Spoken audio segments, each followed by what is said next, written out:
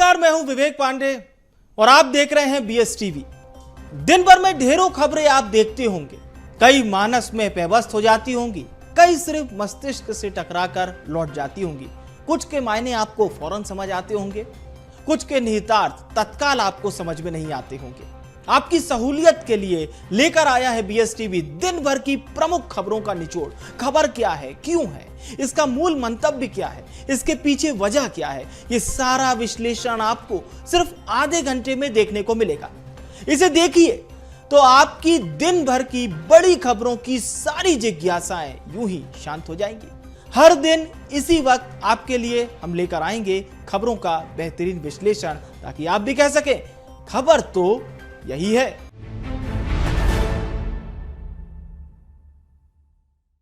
तो खबरों का सिलसिला शुरू करते हैं मुख्यमंत्री मोहन यादव की एक बड़ी सौगात के साथ। मध्य प्रदेश में दरअसल 5 साल में 2.5 लाख पदों पर सीधी भर्ती होने जा रही है। आंकड़ा फिर से सुन लीजिए, जी हां, मध्य प्रदेश में 5 सालों में 2.5 लाख पदों पर सीधी भर्ती होंगी। सरकार ने दरअसल हर साल की जाने वाली भर्ती का फॉर्मूला तय कर लिया है। कैडरवार इसके तहत पद भरे जाएंगे और हर साल सरकारी परीक्षा कैलेंडर भी जारी किया जाएगा। संकल्प पत्र 2024 में रोजगार के अवसर को लेकर वित्त विभाग ने निर्देश जारी कर दिए हैं।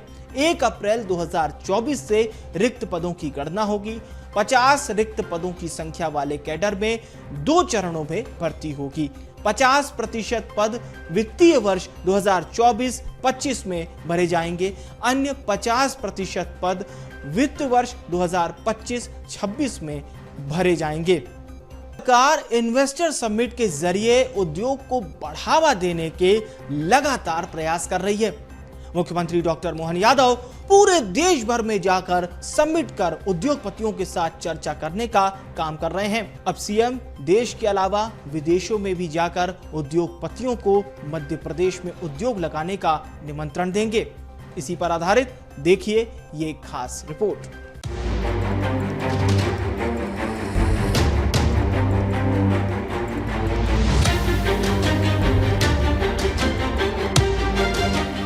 इन्वेस्टर समिट के माध्यम से उद्योग को मिलेगा बढ़ावा। देश के अलावा विदेशों से आएंगे इन्वेस्टर्स। सीएम मोहन विदेशों से लाएंगे मध्य प्रदेश में इन्वेस्टर। निवेश के लिए इंग्लैंड और जर्मनी जाकर देंगे निवेशकों को निमंत्रण। फरवरी 2025 में होगी ग्लोबल इन्वेस्टर समिट।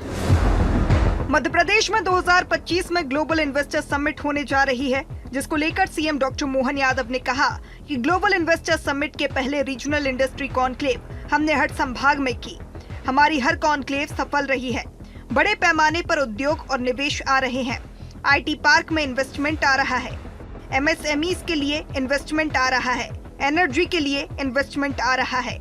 सरकार बनने के बाद हमने तय किया है कि सरकार जीडीपी बढ़ाएगी, रोजगार के लिए उद्योग बढ़ाएगी।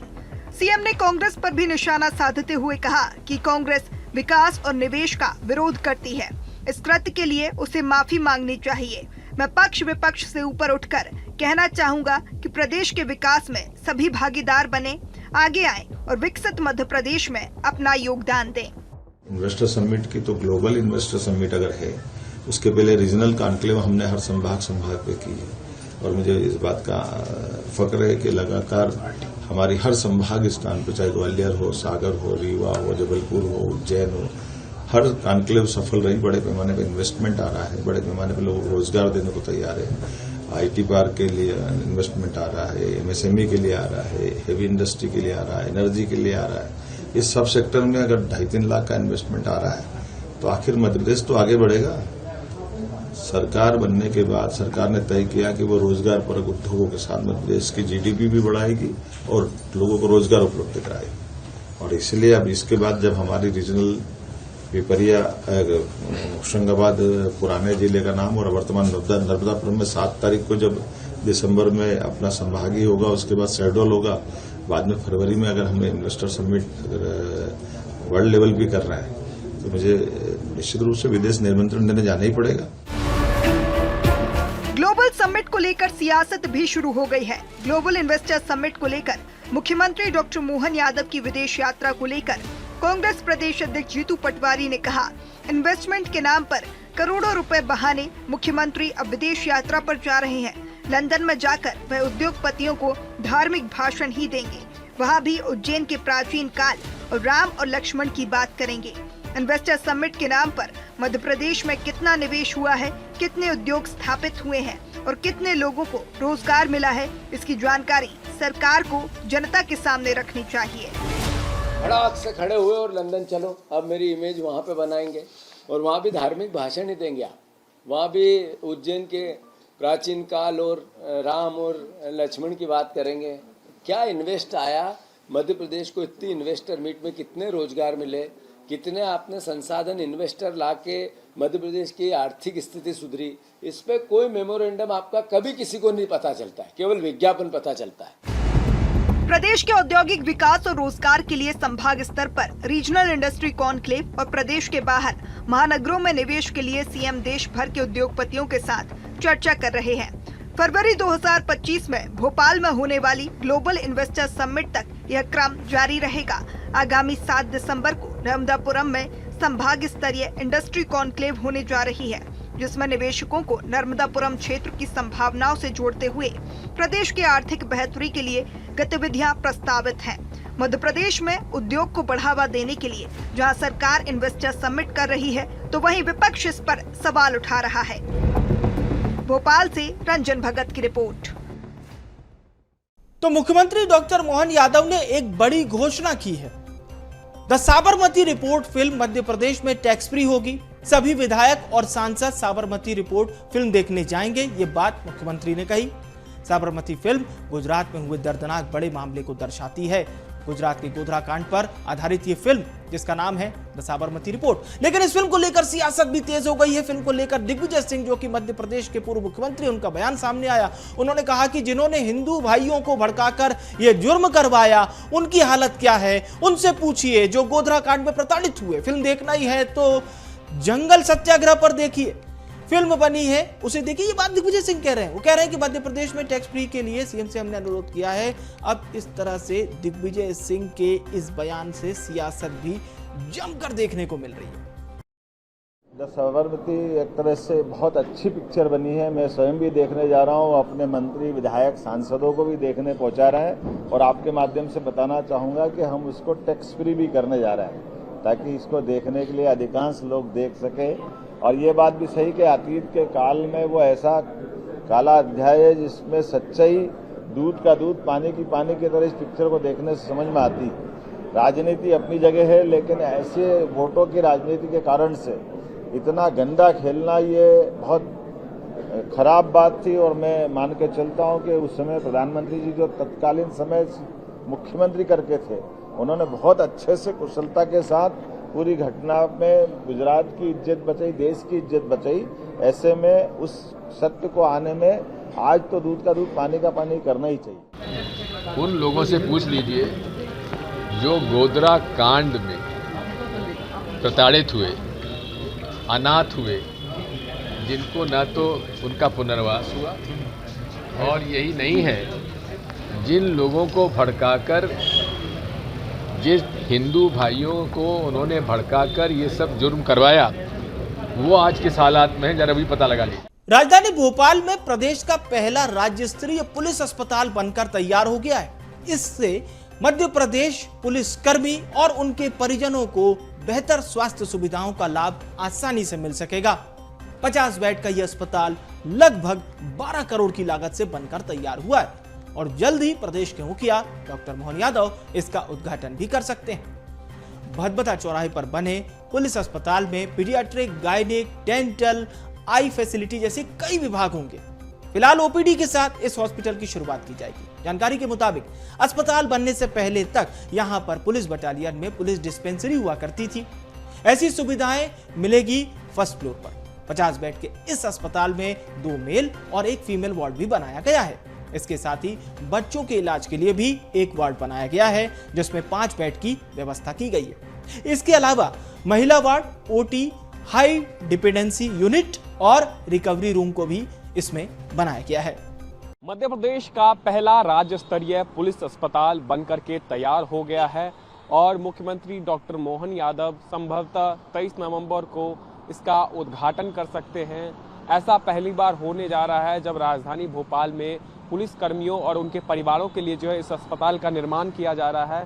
मैं आपको सीधे तौर पर तस्वीरों के माध्यम से दिखाना चाहूँगा। यही वो अस्पताल है जहाँ पर जो है पुलिस को सुविधाएं दी जाएंगी, खास करके गंभीर जो बीमारियां होती है उसके लिए स्पेशल डॉक्टर भी बुलाए जाएंगे।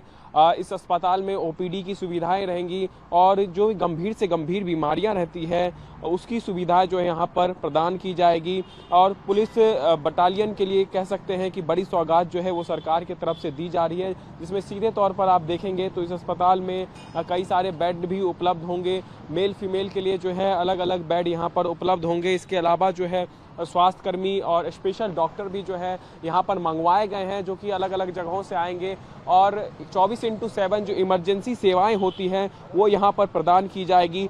12.51 करोड़ की लागत से जो है इस अस्पताल को बनाया गया है, जिसमें कि मेडिकल उपकरण जो है 2.1 करोड़ की अधिक लागत से जो है खरीदे जाएंगे और कई बड़े मेडिकल उपकरण जो होते हैं जो कि अलग अलग बीमारियों में उपयोग किए जाते हैं वो तमाम सारी सुविधाएं जो है इस अस्पताल में मिलने जा रही है। क्योंकि अस्पताल में अगर हम बात करें तो कई सारे बेड जो है वो बच्चों के लिए भी आरक्षित रहेंगे, महिलाओं के लिए भी रहेंगे।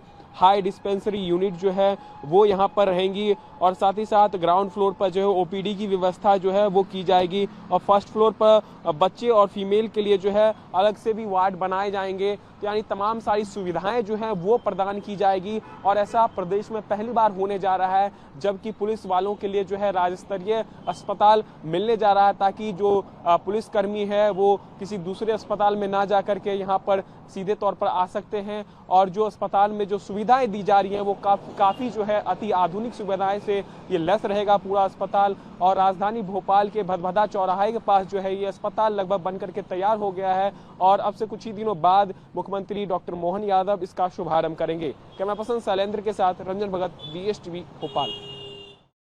छत्तीसगढ़ राज्य वक्फ बोर्ड ने प्रदेश भर की सभी मस्जिदों के लिए नया फरमान जारी किया है। इस फरमान को लेकर छत्तीसगढ़ से लेकर दिल्ली तक की राजनीति में सियासत काफी देखने को मिल रही है। फरमान ऐसा कि जिस पर कम्युनिटी के ओबीसी की भी प्रतिक्रिया और नाराजगी दोनों शामिल है। इस फरमान के अनुसार अब मस्जिद कमेटियों को जुमे की नमाज के दौरान तकरीर के विषयों के लिए वक्फ बोर्ड से इजाजत लेनी होगी। वक्फ बोर्ड की परमिशन के बाद ही तकरीर के विषयों पर मुतवल्ली चर्चा कर सकेंगे। क्या है नया फरमान और क्यों हो रही है सियासत, देखिए एक खास रिपोर्ट। छत्तीसगढ़ वक्फ बोर्ड के आदेश के मुताबिक छत्तीसगढ़ की मस्जिदों में मुतबल्लियों द्वारा दी जाने वाली तकरीर की मॉनिटरिंग व्हाट्सएप ग्रुप के जरिए की जाएगी। इस ग्रुप में छत्तीसगढ़ की मस्जिदों के मुतबल्लियों को जोड़ा जाएगा। यदि कोई मुतबल्ली तकरीर करना चाहता है तो इसकी जानकारी मुतबल्ली ग्रुप में देनी होगी। जानकारी वक्फ बोर्ड के सदस्य पढ़ेंगे और जो मुद्दे उन्हें विवादित लगेंगे उनमें संशोधन करके दोबारा संबंधित मस्जिद के मुतबल्ली को वो भेजा जाएगा। इसके बाद संशोधित मुद्दे पर ही तकरीर होगी। जो मुतबल्ली नियम का पालन नहीं करेंगे उन पर एक्शन भी लिया जाएगा। वह इस मामले में छत्तीसगढ़ वक्फ बोर्ड के अध्यक्ष डॉक्टर सलीम राज का कहना है कि मुतबल्लियों को आदेश दिया गया है कि मस्जिदों को राजनीति का अखाड़ा न बनाया जाए। लगातार मस्जिदों से बयानबाजी होती है, फतवा जारी होता है, वो नहीं होना चाहिए, इसलिए नया आदेश जारी किया गया है। मस्जिदों से जो फतवा जारी कर दिया जाता था, मस्जिदों से सामाजिक सौहार्द बिगाड़ने की चर्चा होती थी, उसके लिए मुतवल्ली को एक नोटिस जारी करा जाए और एक व्हाट्सएप ग्रुप बनाया गया है कि आपको जो भी बयान देना है पहले आप वक्फ बोर्ड से अप्रूवल लीजिए, उसके बाद बयान दीजिए।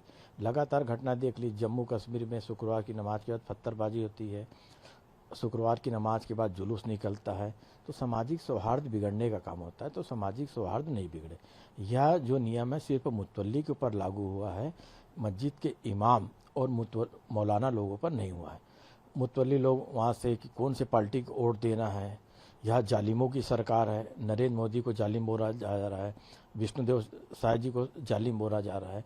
तो भारतीय जनता पार्टी जो सबका विकास, सबके प्रयास और सबके विश्वास पर काम करने वाली है, तो जो गलत बदनाम किया जा रहा है और मस्जिदों के बहाने नवयुवकों को भटकाने का काम कर रहा है, उसके लिए ये आदेश जारी किया गया है। इस मामले में AIMIM के सुप्रीमो असुद्दीन ओवैसी ने बीजेपी पर निशाना साधा। उन्होंने एक्स पर पोस्ट किया, लिखा कि छत्तीसगढ़ की बीजेपी सरकार का वक्फ बोर्ड चाहता है कि वे जुम्मा का खुतबा देने से पहले अपने खतीब अपने खुतबे की जांच वक्फ बोर्ड से करवाएं और बोर्ड की इजाजत के बिना खुतबा ना दें। अब भाजपा ही हमें बताएंगे कि दीन क्या है। अब अपने दीन पर चलने के लिए इनसे इजाजत लेनी होगी। अब इस सोशल मीडिया पोस्ट को लेकर छत्तीसगढ़ की राजनीति में भी सियासी घमासान होता दिखाई दे रहा है। इस आदेश को लेकर बीजेपी नेता तौकीर रजा ने निशाना साधते हुए कहा कि जब कश्मीर में कश्मीरी पंडित को बाहर निकाला जा रहा था, तब क्या इन्होंने चूड़ियां पहन रखी थीं? डबल इंजन की सरकार है और अगर कुछ गलत करते हैं तो उन चीजों को सहना भी सीखना होगा। जिस तरीके से भड़काऊ बयानबाजियां की जाती थी, फतवा जारी किया जाता था, उन सभी के खिलाफ इस आदेश की बात की जा रही है। अगर देश हित के खिलाफ बयानबाजियां उनकी तरफ से आई तो बीजेपी की सरकार उन्हें भी उखाड़ फेंकेगी। वहीं दूसरी ओर वक्फ बोर्ड अध्यक्ष के आदेश पर पूर्व PCC अध्यक्ष धनेंद्र साहू ने कहा कि राजनीति से भरा आदेश है। इस तरह के आदेश वक्फ बोर्ड ने राजनीति के तहत लिया है। बीजेपी ये तय नहीं करेगी कि धर्मगुरु तो प्रवचन देते ही हैं। यदि कुछ आपत्तिजनक है तो संविधान में कानून है, उनके खिलाफ कार्रवाई होगी। यहाँ पर भी भाजपा की सरकार है, उनके द्वारा नियुक्त लोग वक्फ बोर्ड में हैं और कहीं न कहीं इस बात से इनकार नहीं किया जा सकता कि उनका यह जो आदेश है निश्चित तौर पर कहीं न कहीं राजनीति से प्रभावित है। धर्म में इसको धार्मिक कार्यों में आड़े नहीं आना चाहिए। ओबीसी के भी बयान उन्होंने सही कहा इस विषय में कि किसी दीन करने के लिए इनकी अनुमति की आवश्यकता है। आज कोई भी संत हो, महात्मा हो, किसी भी धर्म, किसी भी मजहब के हो, वो प्रवचन देता है, तकरीर करता है। यदि उसमें कोई आपत्तिजनक चीजें हैं तो इसके लिए हमारे देश के संविधान में कानून बना है। कोई आपत्तिजनक कोई बयान दे रहा है कोई साधु संत, और हुए हैं, कईयों के ऊपर में अपराध कायम हुए हैं, तो अपना उसके लिए हमारे देश का अपना स्वयं संविधान है और उस पर कार्रवाई की जा सकती है। वक्फ बोर्ड द्वारा इस आदेश को लागू करने के पीछे की मंशा ये है कि मस्जिद में किसी प्रकार से राजनीति ना हो। इमाम और मौलाना का इस आदेश से कोई लेना देना नहीं है।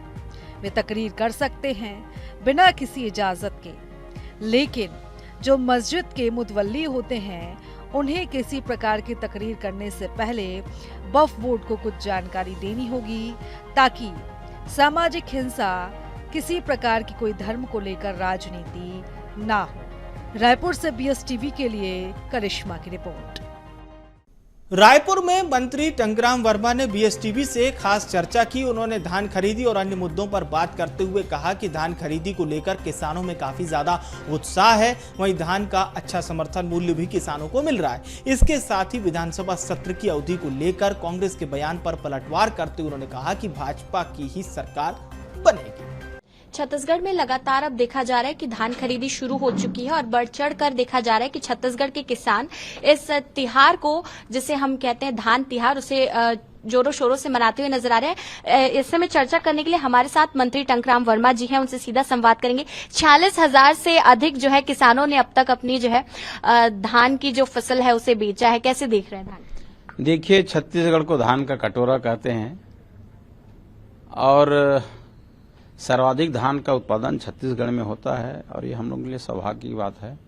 और हमारे भारतीय जनता पार्टी की सरकार ने विधानसभा चुनाव में जो घोषणा किया था कि हम किसानों को उचित दाम देंगे, 3100 रुपये देंगे और प्रति एकड़ 21 कुंटल की खरीदी भी करेंगे। सरकार अपने बातों पे अडिग रहा और किसानों की धान खरीदें। और अभी 14 नवंबर को हम लोग हर धान खरीदी केंद्र में जाकर के उनका शुभारंभ भी किए हैं, धान त्योहार भी मनाए हैं। हमारे माननीय मुख्यमंत्री जी भी, मंत्रीगण, सांसदगण, विधायकगण सब अपने अपने क्षेत्र में इस पर्व में भाग लिए हैं और खरीदी प्रारंभ हो गई है और किसानों का धान केंद्र आना शुरू हो गया। अब ये भी चलेगी। विधानसभा शीतकालीन सत्र को लेकर के अब देखा जा रहा है कि तिथियां जो है वो घोषित कर दी हैं, लेकिन कांग्रेस कह रही कि 4 दिन काफी कम है और मुद्दे कई ज्यादा हैं और कानून व्यवस्था को लेकर के खास तौर पर कांग्रेस जो है तैयारी करती नजर आ रही है। देखिए, समय कम नहीं है और भारतीय जनता पार्टी का 10 महीने 11 महीने का कार्यकाल उपलब्धियों से भरा हुआ है। उनके हर प्रश्नों का जवाब दिया जाएगा। सरकार गंभीर है, विकास के लिए समर्पित है, अपने छत्तीसगढ़ में सुख शांति बहाली के लिए। और ये 4 दिन का जो समय, वैसे भी शीतकालीन सत्र साप्ताहिक होता है, छुट्टी पड़ने के कारण कम हो गया है। समय कम नहीं है, कम समय में अच्छी बातें और ज्यादा बातें रखी जा सकती है। एक आखिरी सवाल, 23 तारीख को जो है देखा जाएगा कि अब परिणाम आने वाले रायपुर दक्षिण उपचुनाव के, कांग्रेस पार्टी भी जो है उसको लेकर के देखा जाएगा कि काउंटिंग एजेंट्स को ट्रेनिंग देती हुई नजर आएगी और देखा जा रहा है कि सुरक्षा के लिए और ईवीएम पर बाद में कई सारे सवाल उठते हैं उनकी तरफ से। उनका एक ही रहता है, हारने का और कोई कारण नहीं दिखता। उनको लगता है कि ईवीएम पर ही किया जाए और ये सीट तो जीत ही रहे हैं। जब से ऐलान हुआ है सुनील सोनी जी का नाम, तब से बोल रहे हैं कि जीतेंगे ही, क्योंकि भारतीय जनता पार्टी का वो पिछले 8 बार से इनके पक्ष में रहा है और भारतीय जनता पार्टी की सरकार की उपलब्धियां भी भरी है। हितग्राहियों को सीधे पैसे मिल रहे हैं, योजनाओं का लाभ मिल रहा है, तो ये सीट तो भारतीय जनता पार्टी का ही है। ये थे हमारे साथ मंत्री टंकराम वर्मा जी, जिन्होंने विभिन्न राजनीतिक मुद्दों पर हमसे चर्चा की और कहा कि जब रायपुर दक्षिण के परिणाम आएंगे उपचुनाव के, तो देखा जाएगा कि भारतीय जनता पार्टी की ही जीत होगी। कैमरामैन गुपेन के साथ करिश्मा सोनी, BSTV रायपुर। छत्तीसगढ़ के 7 साल पुराने बहुचर्चित सेक्स सीडी कांड मामले में एक बड़ा अपडेट सामने आया है। सीबीआई ने केस को दिल्ली ट्रांसफर करने की सुप्रीम कोर्ट से अर्जी को वापस ले लिया है। पूर्व मंत्री राजेश मूणत से जुड़े सीडी कांड की अब रायपुर में ही सुनवाई होगी। 26 अक्टूबर 2013 में बीजेपी नेता प्रकाश बजाज की शिकायत पर एफआईआर दर्ज करवाई गई थी। पूर्व सीएम भूपेश बघेल और सलाहकार विनोद वर्मा का नाम इस एफआईआर में शामिल है। ब्लैकमेलिंग, आईटी एक्ट समेत कई धाराओं के तहत मामला दर्ज है। सीडी कांड ने, आपको याद होगा, छत्तीसगढ़ की सियासत में सनसनी फैला दी थी। सेक्स सीडी कांड को लेकर सूबे में जमकर हड़कंप भी मचा था और जमकर इस पर सियासत भी हुई थी। तो फिलहाल के लिए हमारे इस खास कार्यक्रम में इतना ही और खबरों से जुड़े रहने के लिए देखते रहिए BSTV। नमस्कार।